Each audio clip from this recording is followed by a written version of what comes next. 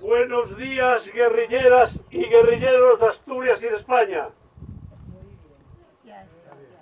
Buenos días, hermanos, que sus restos están ahí y me están escuchando en este momento. Buenos días, compañeras y compañeros. Un año más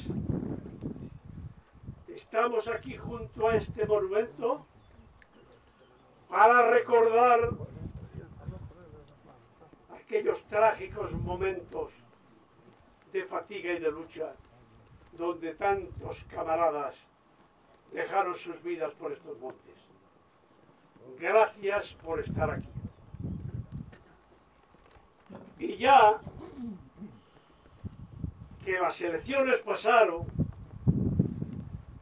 pero quedan unos rescoldos por ahí y hablan de la extrema derecha, si los traen unos o los traen otros. Y yo quisiera hacer una referencia hoy aquí a lo que fue capaz de hacer esa extrema derecha para que no se olvide fácilmente. Porque las generaciones se van reformando, se van transformando. Pero esas secuelas, terribles secuelas, se van olvidando. Y yo voy a retroceder al año 1946. 46. Este valle que veis ahí estaba lleno de tortura y de sangre. Los ciudadanos apenas podían levantar la cabeza. Y yo era un joven minero, 18 años. Cuando llega ese momento crucial del 25 de agosto del año 1946. Año terrible a todas las gentes de estos valles. Salíamos de la profundidad de las tinieblas de la mina, jornadas agotadoras de 9 y 11 horas, y esa luz que siempre quiere ver el minero se tornaba con la masacre de aquellos vecinos, amigos y camaradas que estaban siendo machacados y torturados. Y todo comenzó así. 25 de agosto del año 1946. Ya no bastaba el coger al ciudadano noble, trabajador, sencillo, hombre del pueblo, y se le daban 4 patadas como un pulgar ratero. Todas aquellas vivencias iban cuajando en aquella juventud que estábamos saliendo en aquella posguerra. Y llega ese 25 de agosto del año 1946 y 13 vecinos de esos pueblos que veis ahí mismo, y voy a citar sus nombres para que la historia lo recuerde. Era María Rozada, Silvino Rozada, Nati Rozada, Ángel Rozada, Nicanor Rozada, mi padre, Adelino Rozada, primo, Agosto Suárez, Aquilino Evia, Pepín García, Estrella Suárez, Constanza González, Mercedes González y Mario Llaneza. Todos estos hombres, a pleno día de sol a las 11 de la mañana, son torturados en un lugar conocido como el Canto de Peraveles. fui visitando todos aquellos hombres y mujeres, uno por uno. Y con aquellos 18 años que tenía y un zulo de armas que ya la resistencia había puesto a mi alcance, tuve que morder el polvo y aguantar todo aquello, que no era fácil. Entre ellos estaba mi hermano primero Ángel y mi padre, y cuando llegué los encontré tirados, machacados, y me dijo mi padre: mira, hijo, cómo me dejaron. Y también me dijeron que la próxima vez me sacarían las tripas por la boca. Yo le dije a mi padre: permitirme que me aguante de pie sin llorar. Pero le dije: padre, no habrá una segunda vez, porque estos hombres hoy firmaron la pena de muerte. Y no hubo más palabras entre aquel padre y el hijo. No hubo más palabras. No hubo más que la acción. Una acción que fue terrible. Y no la encontré en toda mi larga investigación, ni en Asturias ni en España. Lo que sucedió ahí, en este valle. Ahí, a vuestras espaldas, hay una cueva, conocida como el Común. Y el medio mes de septiembre de ese mismo año 1946, ahí se concentra y se realiza un comité de monte, formado por parte del Partido Comunista con los hombres siguientes: Constante Zapicol-Boger, Onofre García Uribe Larrea, los casigales Manolo y Aurelio, los castillos conocidos en la lucha, de dramática lucha, como el Mayo y el Mañín. Por parte del Partido Socialista estaban José Mata Castro, Flores, estaba también Faelón, estaba Urso Argüelles y Aristides Llaneza. Como enlaces de información estaba Ovidio Roces, Partido Comunista, y yo, Nicanor Rozada, Partido Socialista. Como enlaces de información estábamos los dos, y como tales enlaces de información debiéramos de dar una versión de todo aquello.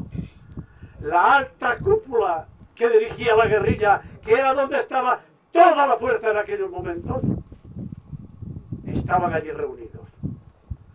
Presidía el comité de monte José Mata, y vicepresidente estaba Constante Zapicol-Boger. Tomó la palabra, en primer lugar, el enlace, Ovidio Roces.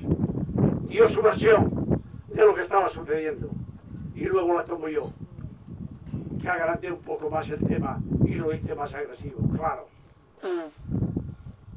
Y luego fueron tomando las palabras, entre ellos estaba Aladino Suárez, que nos apoyó en todo. Cuando ya luego de un turno de palabras bastante cerrado, que ya quisiera hoy el Parlamento de España guardar aquel respeto a la palabra y aquella seriedad, porque no se sentía una mosca con el respeto que había a la exposición de cada uno de los otros. Recuerdo que Mata y también el compañero Zapico no dijeron una palabra. Pero la terminación del turno, Mata y Constante se miran, sin palabras. Y dice Mata luego: esto hay que llevarlo a votación. Y Constante afirmativamente con la cabeza dijo que sí. Y se vota aquella resolución considerada de limpieza en el pueblo. Y aquella resolución fue terrible. Y ahora voy a pasar a leer, porque lo tengo todo en mis archivos. Las contrapartidas estaban formadas en este valle de la forma siguiente. Contrapartida de Santa Bárbara.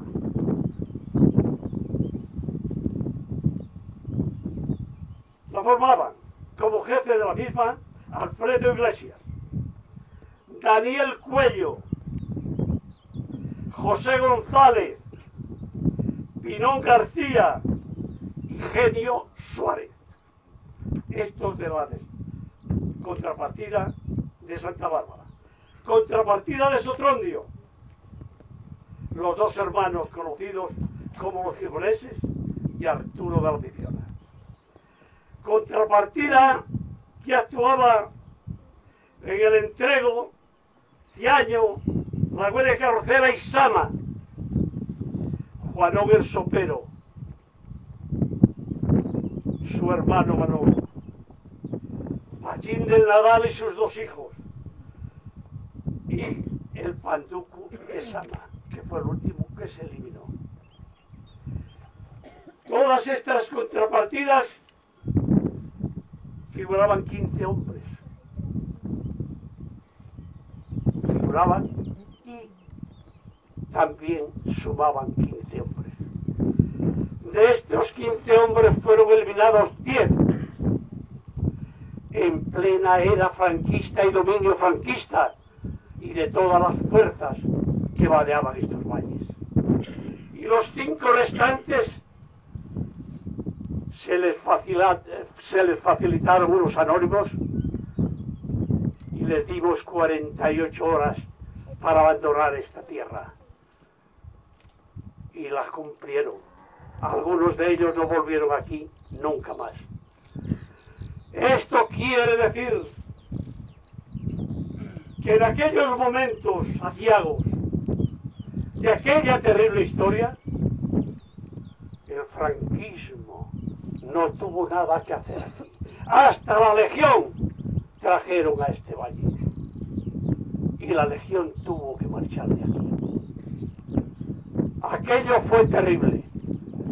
Y si digo esto es para que las generaciones que tienen que seguir, que sepan qué es la extrema derecha y a dónde llega la extrema derecha a masacrar a un pueblo. Lo que ocurre, que gracias a los pasos, diríamos, dobles pasos, tímidos pasos que la sociedad fue dando, hoy tenemos otro Estado, afortunadamente, y vencimos aquellas dificultades.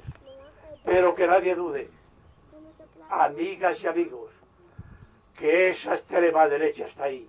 Y no la trajo ayer ni Juan ni Pedro. Está en estos pueblos, en estas provincias y en esta España y en el mundo desde hace siglos. ¡Siglos! Y sigue ahí. Y en el momento que tengan la oportunidad, echarán las garras a ese pueblo sin dejarle respirar, lo mismo que hicieron en su momento. Yo quiero decir aquí hoy, amigas y amigos, seamos reflexivos. A nosotros no nos interesan las armas ni las guerras, porque para eso hacen falta dos cosas que son imprescindibles: las armas y el odio. Nosotros no tenemos armas y el odio no lo queremos, no nos hace falta. Y esas son las armas, potentes armas que tienen ellos. Entonces tenemos que ser inteligentes. Nosotros pedimos universidades, pedimos gestión inteligente para atraerlos a través de los convenios a nuestro terreno y hacerles morder el polvo con gente capacitada e inteligente. Y el día que este pueblo pudiera llegar a tener esa capacidad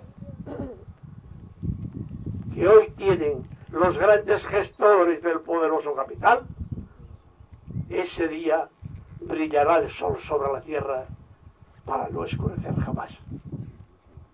Amigas y amigos, no me largo más, pero quiero que sepáis que el momento que estamos pasando no es baladí. Hay frases de aquí y de allá, no tienen peso porque las circunstancias no lo permiten. Ay, si lo permitieran. Muchas gracias.